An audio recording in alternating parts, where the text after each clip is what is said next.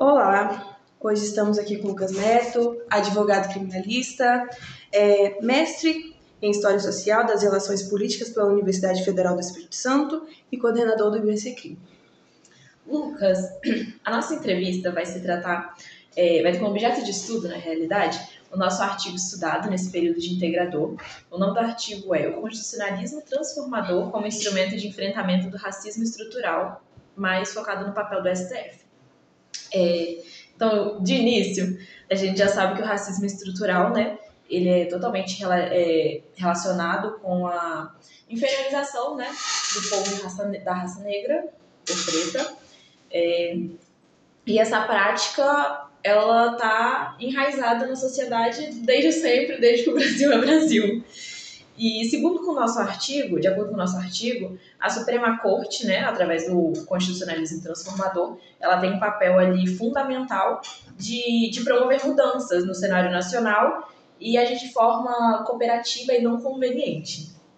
E aí, com essa breve introdução, a primeira pergunta seria: sabemos que o constitucionalismo transformador atribui força normativa às normas constitucionais que tratam da garantia de direitos humanos.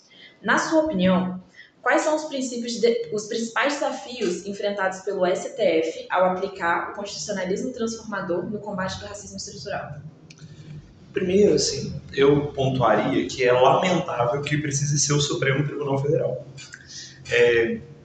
Muito bom seria, e aí esse conceito de racismo estrutural, muito bem discutido lá pelo professor Silvio de Almeida, né, que hoje é ministro dos Direitos Humanos, muito bom seria se o enfrentamento a todas as espécies de discriminação existentes no Brasil, que são reprodução de discriminações diversas que vão acontecer ao redor de todo mundo, mas muito bom seria se a gente enfrentasse isso a partir de políticas públicas pensadas pelo parlamento, que é o lugar onde a vontade política do povo se expressa. Mas quando a vontade política do povo, expressa na Constituição, diz que a gente precisa garantir a igualdade,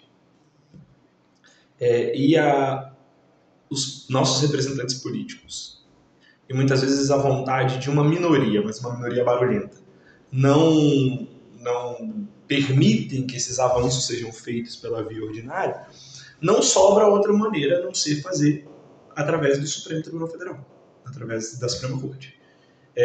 Não é bom, não é perfeito, não é o ideal, mas é o que tem trazido alguma transformação. Sobretudo quando a gente trata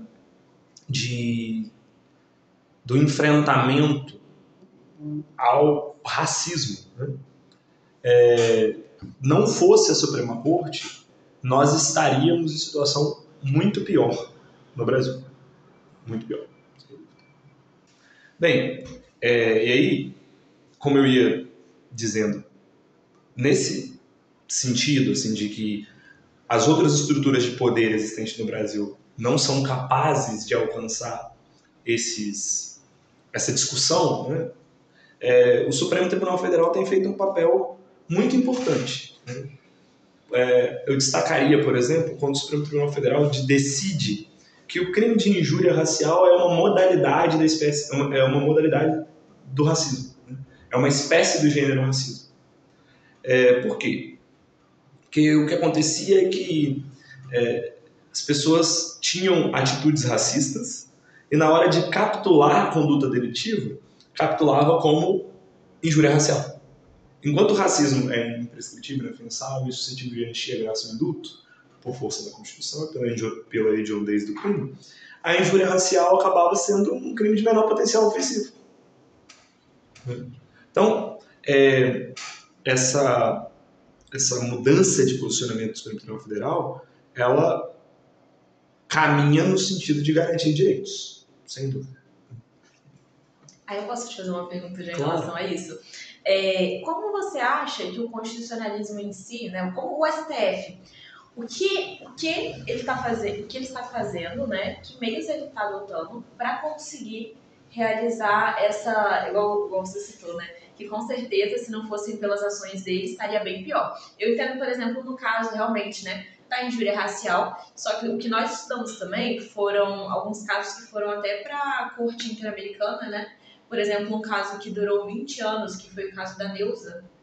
Eu não lembro o nome todo do caso, mas foi um caso que ela e mais uma pessoa, né, mais uma colega, foram impedidas de fazer uma entrevista de trabalho por conta negras, né? Por conta da cor da pele. E logo em seguida mesmo, outras amigas dela tentaram fazer, por serem brancas, elas conseguiram. E elas foram negadas na porta do ambiente de entrevistas, elas não conseguiram nem entrar, né?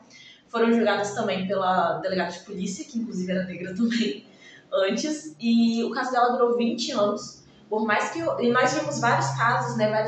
Tinha uma ADPF também, em que o Brasil, a Suprema Corte, ela reconhecia o caráter racista da ação, reconhecia tudo, mas não fazia nada.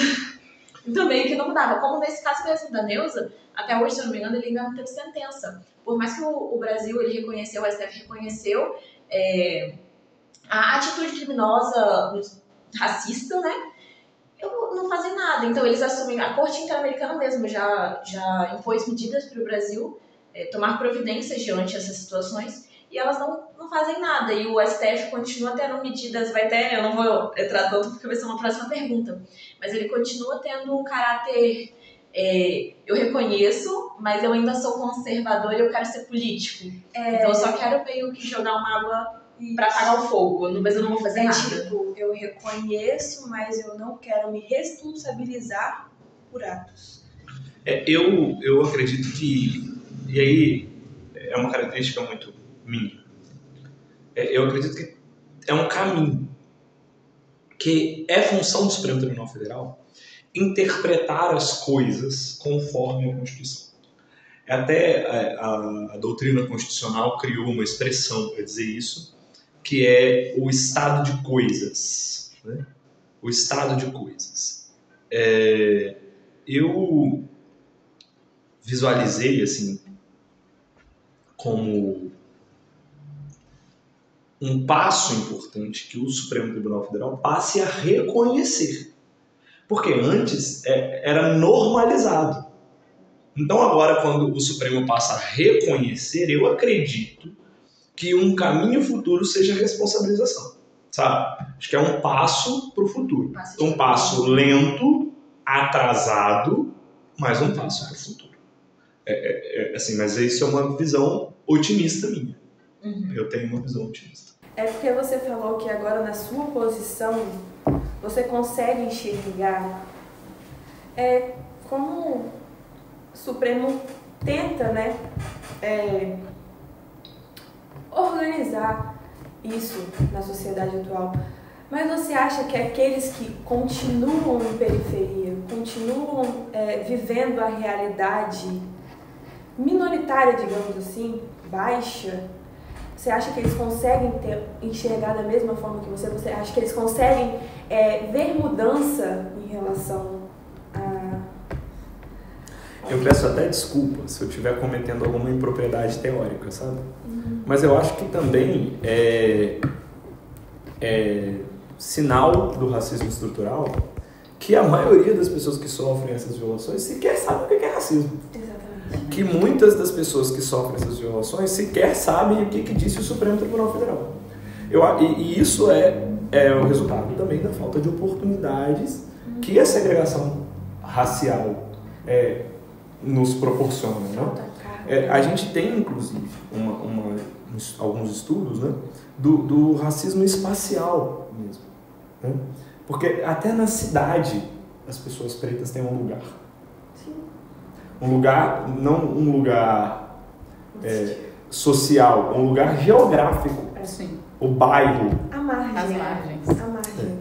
E isso, assim, falar de racismo em determinados espaços que são ocupados por pessoas pretas, às vezes se torna até difícil. Sim. As pessoas falam, não, isso pra mim não, eu nunca vi isso. Então, eu mesmo, assim, na minha casa, ouvi pouco falar de racismo durante muito tempo. Assim. E quando eu ouvia como se fosse uma coisa distante, até porque minha mãe é uma mulher preta da pele clara. Então, falava como se fosse uma coisa dos outros, né? Os outros. Até que eu comecei a perceber que os meus colegas brancos não passavam por determinadas situações que eu normalmente passava. Né? E até hoje, né? Então, assim, eu saio com os colegas brancos, a minha bolsa ela é revistada um pouquinho mais minuciosamente. Né? O charutinho que eu fumo é cheirado. O baseado que está na bolsa do meu colega branco ninguém vê. Né? Aí, assim, eu fumo um charutinho, o segurança cheira no charuto para ver que cheiro que tem. Né? É uma situação assim que o segurança não sabe que ele está fazendo isso com o professor preto, né? Ele não faz isso de uma maneira... É uma situação tão... que não deveria, mas tão normalizada, porque é um histórico. Sim. Ela veio de tantos anos, enraizada ali em, tipo, pequenos detalhes. E aí, Beatriz, racismo, né? E aí o Supremo Tribunal dizer, e aí vou puxar a sardinha pra minha praia, né? Que é o direito criminal. Mas o Supremo Tribunal dizer que não pode a polícia fazer uma abordagem policial em alguém por causa da cor da pele, parece um absurdo pra gente, mas é o que acontece todos os dias. É o que acontece todos os dias. Então, dizer assim, olha, qual era a fundada suspeita? Não, falaram pra gente que tinha um cara preto ali fazendo tráfico. E aí nós chegamos lá e abordamos ele era preto. Eu acho que... Qual era a característica da pessoa? Qual foi a descrição da pessoa? Um homem preto. Além disso, a gente pode aprofundar, a professora Janaína Matida trabalha isso em alguns textos dela. O Rogério Schietti fez um voto muito épico, né, vamos dizer assim, sobre o assunto. Nós podemos falar do reconhecimento de pessoas, do reconhecimento fotográfico, né? A gente imagina a pessoa ir na delegacia registrar um boletim de ocorrência, por isso tirar uma foto da pessoa e colocar no álbum de suspeitos.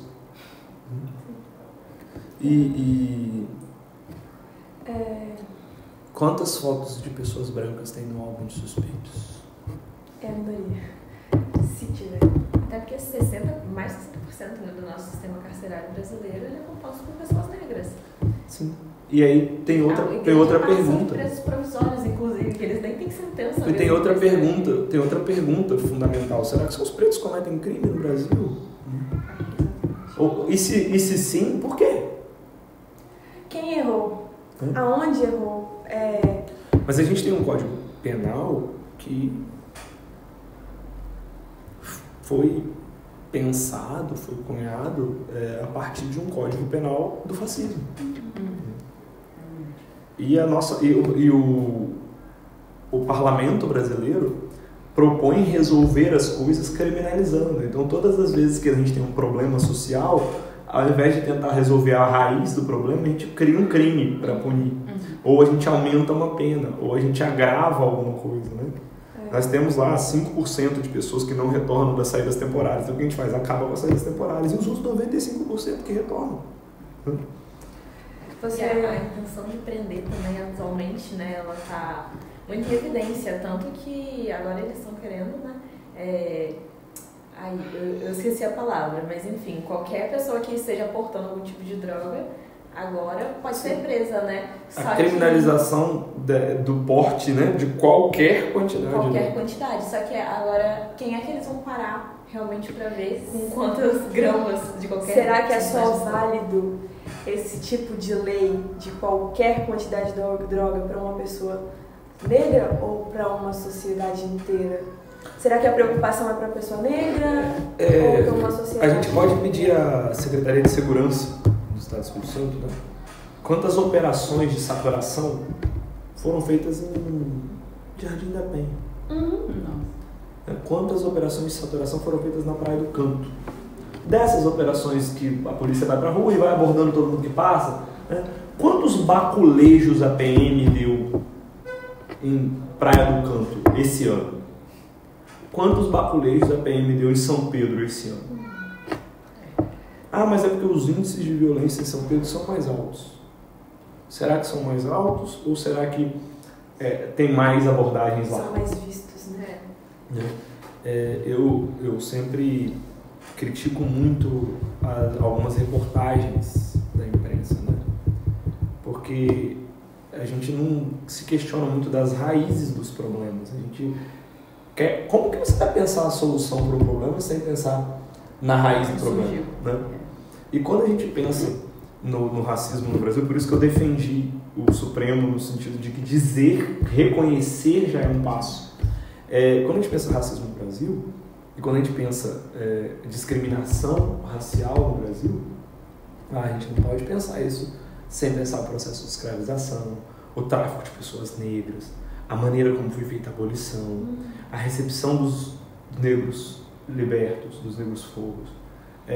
E a gente também não pode tentar pensar políticas públicas que diminuam a discriminação racial somente do ponto de vista penal, de criminalizar condutas, né? Tem um texto que eu usei uso até durante um tempo nas minhas aulas, que é Sentenciando o Tráfico. É um livro, né? Eu acho que a gente precisava ver como juízes brancos julgam o racismo. Eu nunca vi uma sentença. Mas como será? Como será que um inquérito policial de racismo é recebido no Ministério Público por um promotor branco? Eu não sei. Isso que eu estou falando com vocês não é uma acusação, é um questionamento mesmo, é um problema, né?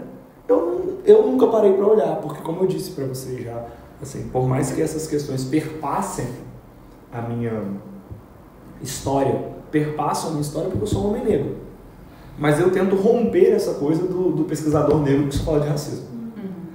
Por exemplo, meus estudos são sobre criminalidade, mas o recorte racial, ele acontece, ele perpassa a minha pesquisa, mas o foco da minha pesquisa são as justificativas para o cometimento de crimes.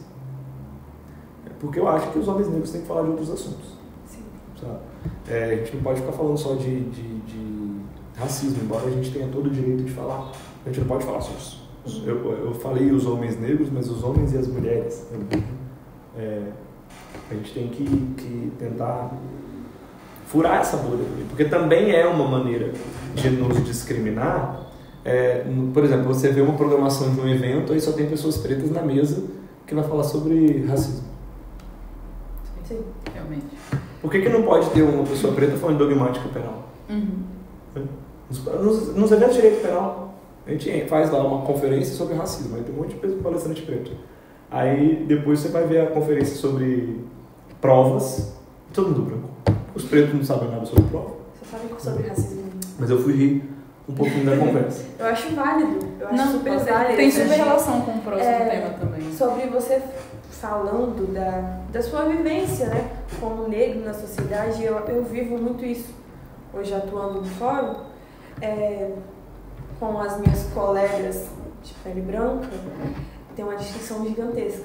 Eu trabalho lá há pouco tempo e tem outra colega branca do olho azul, padronizada, digamos assim, que trabalha no mesmo cartório, chega no mesmo horário. E a minha bolsa, antes de ter o crachá, era a única que precisava ser revistada. Era a única que precisava ser passada no detector de metal. Então, quando saiu o meu nome no diário, eu tive que correr para fazer o meu crachá, para eu poder passar e mostrar que eu era uma funcionária do local. Enquanto ela, com a mesma vivência e o mesmo tempo que eu, até hoje ela não precisou fazer o crachá, porque a bolsa dela não tem nada, entendeu? Então ela não tem preocupação de ficar travada ali por um tempo, numa fila, sendo funcionária do local por conta da sua cor de pele. E outra vivência que a Ana Rita até presenciou no shopping, assim, é até meio que ridículo dizer, porque eu, uma negra nova, que eu não ando mal arrumada, eu só ando, né, de um jeito normal, com duas colegas brancas. Eu entrar numa loja e eu ser perseguida pela vendedora até a porta. Não é uma questão de acolhimento ao cliente, é uma questão de medo. Será que ela veio fazer aqui? Então, assim, pra mim, ao meu ver, é escancarado que existe sim aquilo de tem um padrão a ser preocupante, né? Eu falei com vocês que nas sextas-feiras eu não uso terno, né? Hoje é sexta-feira, por isso que eu assim. Mas por que é na sexta-feira que eu não uso terno? Porque na sexta-feira eu não vou ao fórum. Eu não vou muito hoje, né? O escritório tem equipe que vai ao fórum, que faz as coisas. Eu, quando vou ao fórum, se for... Em Guarapari, não. Em Guarapari, todo mundo sabe quem eu sou. Mas quando eu vou ao fórum de uma outra comarca, se eu não estiver de terno, pedem... Identificação. Pede, pode olhar o que é isso aí, tá? Aí quando eu tô de terno, já tenho um receio. Mas, por exemplo, quando eu vou ao shopping de terno, me pedem informação. Eu passo outras pessoas e não pedem. E as pessoas não entendem que isso é racismo, né? Por exemplo, também, quando eu ando de terno na rua, a pé, nunca uma pessoa me perguntou assim, você é advogado? Não, pergunta se eu sou pastor. Nossa. Pastor.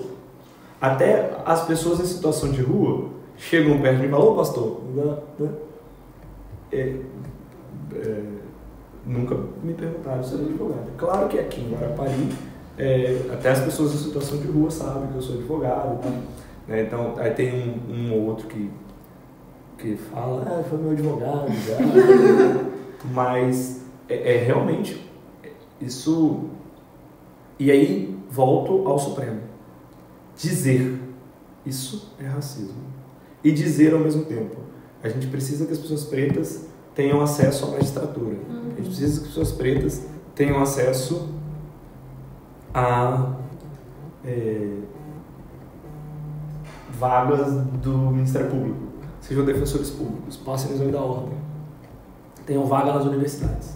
Sejam médicos, professores. Dizer isso, o Supremo Tribunal dizer isso, é dizer que a gente precisa dar uma pausa aqui, apertar o pause da evolução da nossa sociedade. E falar, não, a gente errou aqui, vamos voltar. Às vezes é necessário. É o restart. Dar o restart. Bom, outro ponto que a gente gostaria de tratar é essa relação mesmo do sistema penal com a discriminação racial, né? A gente sabe que a necropolítica tem uma grande influência sobre esses aspectos e tem um filósofo camaronês que ele aponta essa influência do poder político de decidir quem vive e quem morre, né? Essas manifestações elas ocorrem de várias formas, como a gente sabe, né? Dentre elas a violência estatal, né? Vista até pela instituição da polícia muitas vezes, e as biopolíticas, né? Então, sobre esse aspecto, a gente viu alguns casos que foram julgados pelo STF com essa temática. Dentre eles, o primeiro caso que chegou ao STF sobre racismo, né, que foi a DPF 347, né, que reconheceu a inconstitucionalidade do sistema penal e apontou que esse sistema encarcera majoritariamente negros, pardos e pobres, né? Esse reconhecimento trouxe significativas soluções, mas essas responsabilizações não ocorreram, né? Se mostraram bem rudimentares. Então, as autoras do artigo que a gente estudou, elas apontaram, né, que o STF ele adotou uma postura tímida para ser diplomático, como a Bia até citou no começo. Então, nesse sentido, você acha que de alguma forma as decisões do STF têm impactado as políticas públicas e a legislação no que se refere à igualdade racial no país? Bem, impactado a legislação, eu acho que ainda não. Mas as políticas públicas, sim. E, sobretudo, a execução de políticas públicas, que às vezes são criadas e que não são implementadas. E aí o Supremo faz implementar. Então, por exemplo, a questão das cotas nos concursos públicos. É uma questão importantíssima para o povo preto. E aí o Supremo Tribunal Federal vai falar, não, aqui tem que ter tantas vagas e é compulsório e tem que ter, e pronto. Né? Agora o CNJ faz uma mudança, olha, nos concursos da magistratura as cotas têm que ser preenchidas independente da nota de corte. Aí eu acho que o Supremo faz uma mudança. Mas o que eu vejo assim com relação a atuação do Estado enquanto necropolítica, enquanto no sistema penal, no sistema de justiça penal, é que o sistema de justiça penal ele tem uma clientela preferencial. Específica. Né? E a clientela preferencial, a lei penal, ela incide de uma maneira mais forte sobre os corpos pretos, pobres e periféricos. Uhum. E aí, ela incide tanto enquanto vítima, quanto enquanto réu, nesse modelo de justiça, entende? E aí, isso é uma questão que o Supremo Tribunal precisa enfrentar. Precisa enfrentar, inclusive, como você disse, aprofundando nas punições ou nas responsabilizações dos causadores dessas violações. E aí, também depende de nós aqui, que estamos mais na base do sistema de justiça, apontar essas responsabilidades. Olha, isso aqui, essa abordagem policial é uma abordagem policial racista, ou precisa dos pesquisadores para fazer pesquisas empíricas, né? Ver como que estão essas sentenças, né? Será que aqui, na cidade de Guarapari, as pessoas... Qual é a pena combinada às pessoas pretas presas por tráfico? Qual é a pena combinada às pessoas brancas presas por tráfico? E aí a gente tem que ter coragem. Mas também precisa ter estrutura. E aí eu acho que estrutura, o reconhecimento do racismo estrutural e as políticas públicas voltadas à diminuição da discriminação racial no Brasil podem nos dar. O governo pode subsidiar pesquisas sobre isso, para a gente entender a raiz do problema. E aí eu não estou falando de uma inquisição, de uma perseguição a atores do sistema de justiça. Eu estou falando dessa construção mais geral. Né? Eu acho que com tudo abordado, com todos os pontos, a gente percebeu que tem muita coisa que sim, está sendo mostrada pelo STF, está sendo acolhida, digamos assim, mas tem muita coisa que está embaixo do tapete e é o que a gente conversou anteriormente. Tem problema, a gente sabe do problema, a gente sabe a raiz do problema, mas a gente não sabe se é válido resolver o problema. Porque a gente não sabe aonde que isso vai afetar.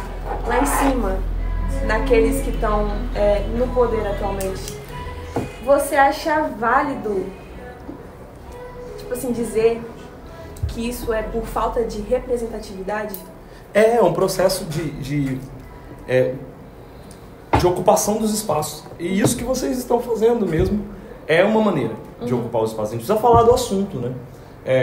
Eu preciso poder falar que para eu cobrar um honorário que eu cobro, eu primeiro preciso provar que eu sou um bom advogado, enquanto às vezes um advogado branco pode já direto cobrar o valor do honorário mais alto que as pessoas aceitam, porque tudo bem. Então eu acho que é preciso dizer isso, é preciso falar isso, e é preciso normalizar o contrário, porque hoje as abordagens racistas são normalizadas.